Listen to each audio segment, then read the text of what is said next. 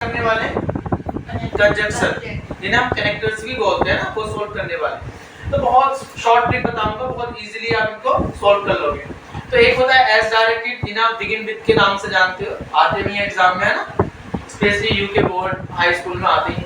ठीक, हम बात किसकी कर रहे हैं अभी? हम कनेक्टर्स की, और कनेक्टर्स के कुछ दे भी रखे हैं। तो पहले क्वेश्चन को समझेंगे। कंबाइन, कंबाइन वाली क्या होता है? जोड़ना। द फॉलोइंग पार्ट्स, निम्नलिखित भागों को या पेयर्स को, जोड़ों को जोड़ना है किसके? वाक्यों के।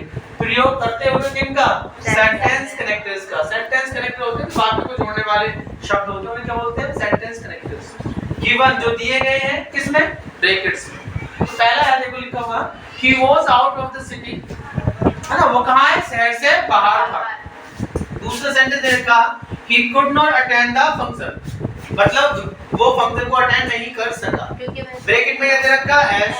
अब एस के बहुत सारे मीनिंग है। जब एस को हम कंजंक्शन की तरह इस्तेमाल करते हैं तो इसके दो मीनिंग होते हैं। कौन कौन से? एक क्योंकि का और एक जैसे का। ठीक है, तो यहाँ पे किसका मीनिंग निकालेंगे हम? क्योंकि का, क्योंकि दो सेंटेंस है तो क्लोजों को जोड़ रहा है। जब दो शब्दों को जोड़ता है तो एस जैसे के अर्थ में यूज किया जाता है, लेकिन यहाँ पे क्या जोड़ रहा है? क्लोजेस जोड़ रहा है। जैसे कैसा मीनिंग होगा यहाँ पे? क्योंकि का। अब क्योंकि के क्या क्या होता है? देखो, फॉर मायने भी क्या होता है? क्योंकि। बिकॉज़ मायने भी क्या होता है? क्योंकि। सिंस मायने भी क्या होता है?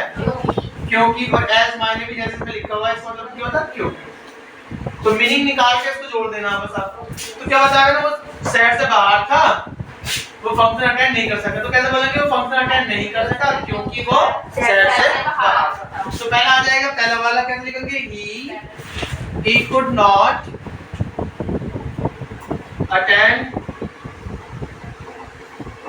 the function, function, function, है ना, as क्योंकि he was out of the city। तो बताओ, पहला सेंटेंस अच्छे से समझ में आया ही नहीं है? yes, ठीक है। इस पूरे का मीनिंग क्या होगा? क्योंकि। इनमें से कोई सा भी अगर आएगा भरने के लिए तो इन सबका मीनिंग क्या होता है? क्योंकि। देखो, दूसरे में दे दिया सिंस। ठीक है, सिंस की और भी बहुत शॉर्ट ट्रिक्स होती हैं, प्रीपोजिशन भी होता है, सिंस कंजंक्शन भी होता है, हम सारे यहाँ डिस्कस करेंगे। तो सबसे पहले तो यहाँ भी समझेंगे। एक सेंटेंस दे रखा है, he could not buy a gift, it means any gift, मतलब वो कोई गिफ्ट नहीं खरीद सका। The market was closed, बाजार बंद था। अब कभी-कभी दो सेंटेंस दे रखे हो और एक दे रखा हो प्रेजेंट परफेक्ट और एक दे रखा हो पास्ट इंडेफिनिट, तो ऐसी कंडीशन में सिंस से पहले आने वाला सेंटेंस हमेशा प्रेजेंट परफेक्ट का होता है। क्यों? क्योंकि वहां वो कंजंक्शन नहीं होता, वो क्या होता है? प्रीपोजिशन होता है। लेकिन जब परफेक्ट ना दे रखे हो और मीनिंग काय का निकाल के ला रहे हो? क्योंकि का, तो ये केवल कंजंक्शन होता है। क्या होता है? कंजंक्शन। और यहाँ इसका मीनिंग क्या होगा? क्योंकि। तो देखो, ये बिल्कुल इजी है, हलवा है, सिंपली। देखो, वो कोई गिफ्ट नहीं खरीद सका क्योंकि बाजार बंद था। तो सबसे पहले वाले को लिख देंगे, he couldn't, it means could not buy a gift, since, आगे क्या लिख देंगे? since the market was closed।